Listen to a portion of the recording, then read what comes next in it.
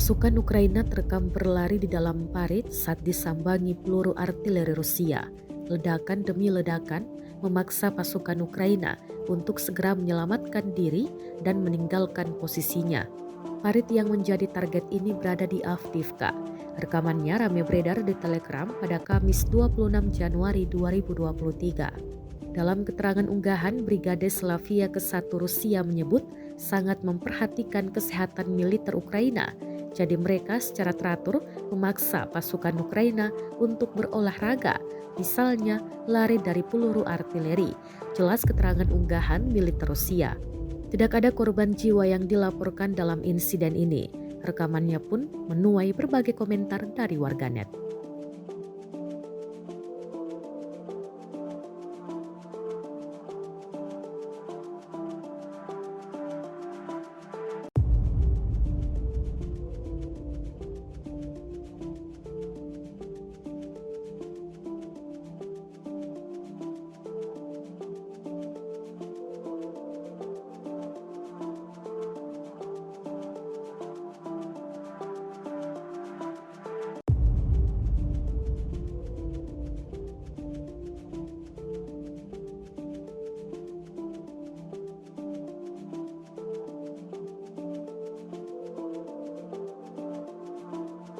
Rusia melaporkan 379 pesawat Ukraina, 204 helikopter, 2.956 kendaraan udara tak berawak, 402 sistem rudal anti pesawat dieliminir sejak awal operasi khusus.